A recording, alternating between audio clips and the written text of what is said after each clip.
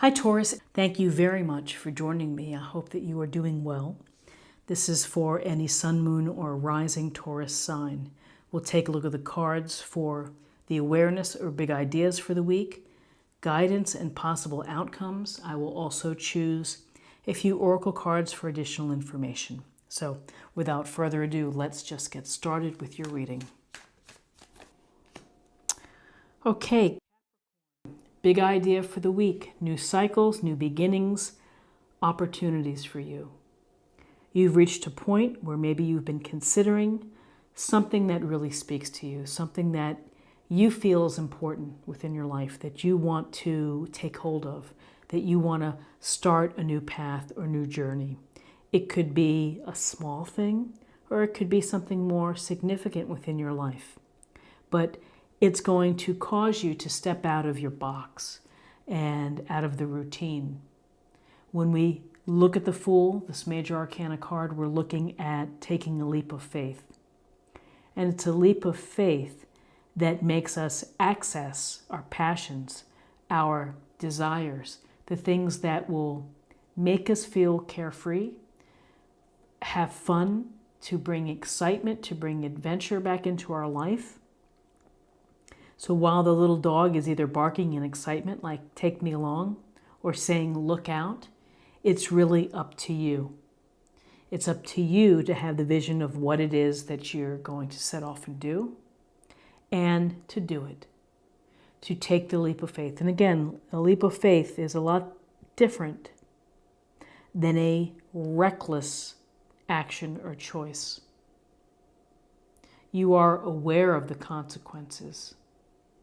You know that you need to bring into your life something different, something that will make you feel this childlike wonder. It's all about what life is to feel the fun, to feel the joy of living. So something new, a new path, a new cycle for you. Other big ideas for the week include an idea of gentleness, of kindness, of consideration. In this illustration, we see a child handing the little child a cup with a flower.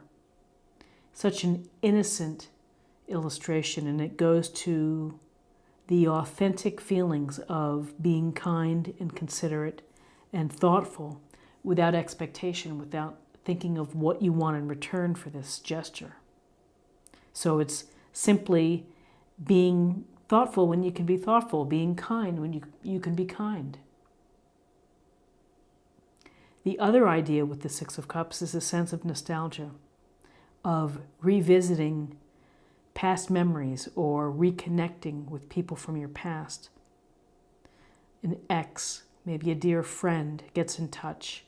Again, you're somewhere and that vision pops in your mind, something maybe of a parent who's passed, and it puts a smile on your face because often we can find comfort within our memories, and we can restore our own a little bit of our own humanity when we take a walk down memory lane. The real danger is don't live down memory lane. Don't always pine for the past. You need to be in the present and appreciate the past.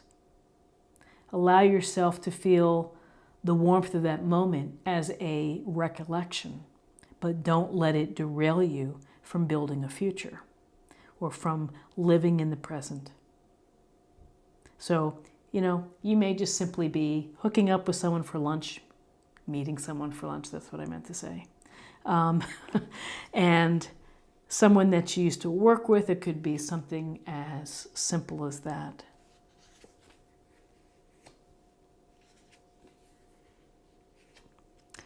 Okay, so we have the Seven of Swords. And the Seven of Swords, we have Gemini, Libra, Aquarius, and this dude, he is making off with the swords from the camp, looking over his shoulder like, I'm going to get away with this. Could be very possibly someone trying to take something from you. Whether that's your time, whether that's a material object. This is a card where you need to be very aware of the people in your surroundings and in your environment and in your interactions. You have to weigh where they're coming from. You have to listen to your instinct as well. And so there are people who take advantage of others. There are people who prey on gullible people. There are others who are very simply out to make a dollar or out to get a name for themselves and, will do whatever it takes. So some people say a sneaky bastard, all kind of names to describe this, but it's really the possibility of deception of someone not representing themselves honestly to you, a hidden agenda. So you need to be mindful. You need to make sure that words and actions are in alignment, and that when people say something, that they need to uphold it. And if they're not, then, there's no harm in questioning. But be on the lookout, be mindful, be aware that not everyone acts with integrity. And then another piece of guidance for you is maintaining your balance, seems like you are having to handle activities and a lot of things going on in your life. And it feels like it's never ending, right? The infinity, it just never ends. You can never quite get ahead. And isn't that true of life? And regardless if it's rough waters in the background or not, you have decisions to make, you have priorities to make, you have to work it out what works best for you to find the balance within your life. And not to drop those pentacles. So this week, in terms of guidance, perhaps you need to pay attention to your finances or your resources, including your time or time spent.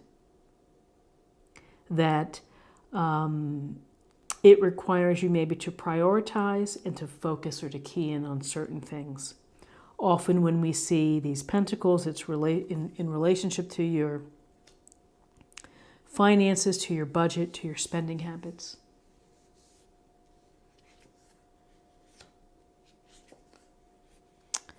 Work, work, work. Work, work, work.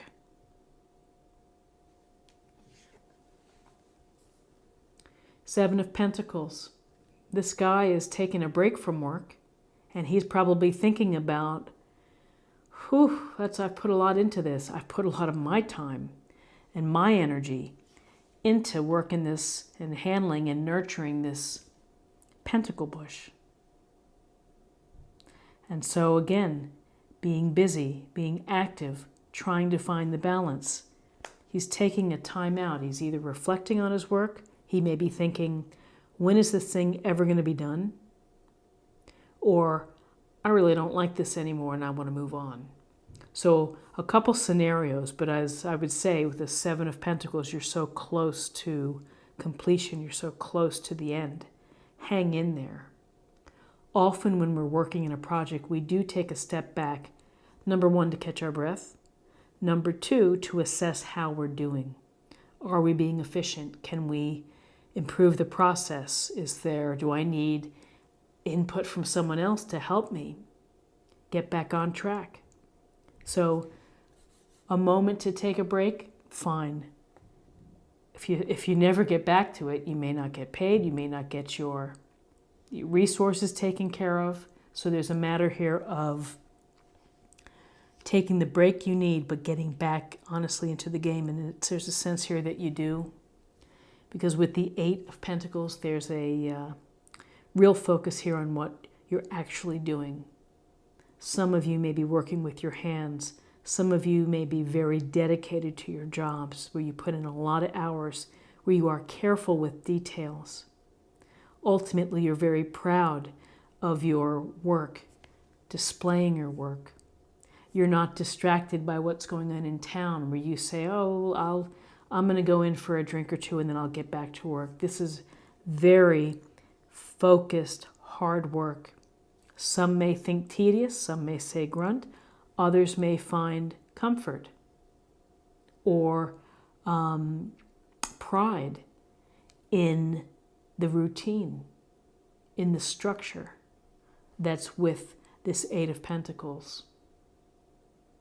For some of you, this could mean that you have training or that you're taking training, that you're increasing your abilities either through reading a book, taking a webinar, online class, working on a certification, taking exams, but working hard. And you may be working hard on your new journey. I think a key message here is to really think about the balance that you have as you are working, as you may be trying new things. You know, people who start a business for themselves, or for those people who start their own restaurant, you know, it's a huge amount of work, incredible sacrifice and work. So if your dream is something like that, this may be saying that be prepared that you're going to be working really hard. So now let's choose a card for focus area or meditation point for the week.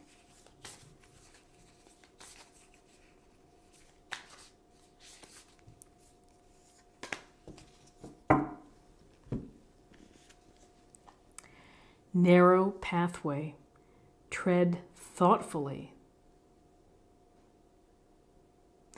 And we tread thoughtfully because if we're not paying attention, we may fall off the narrow pathway into the abyss.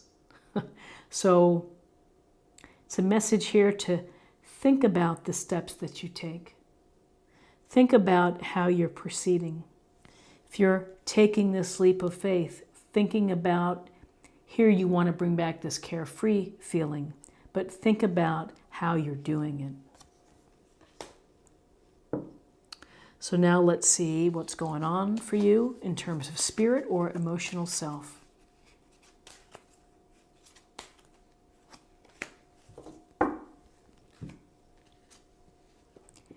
Inspire passion. Life devoid of passion can be a boring, uninspired blank canvas that slowly drains the soul. Now is a time to reignite your passions and to rejoin life. This is an opportunity to set up new goals, which will in turn reconnect you with all that is sacred. And it's about the passion for life. It's the zest for life. Living your purpose, doing the things that make you feel free and happy. And finally, let's choose a card for love and see what the messages are for love.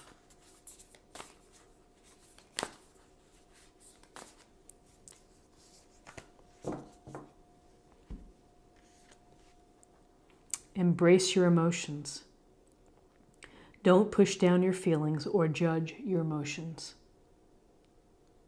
So honor your emotions, allow them to be expressed, find ways, and if it's not easy for you to do, perhaps there's a small thing, a small gesture, a note, maybe a nonverbal, something nonverbal for someone that you care about.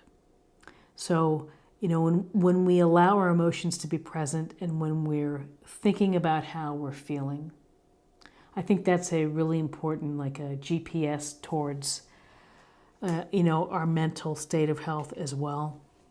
It's not to shove your emotions down below and not deal with them. This is what I have for you for your reading for the week. I hope that you found something helpful here today, and if you did, please subscribe, like, share, or comment. I wish you a great week, and I look forward to seeing you next week. Take care. Bye-bye.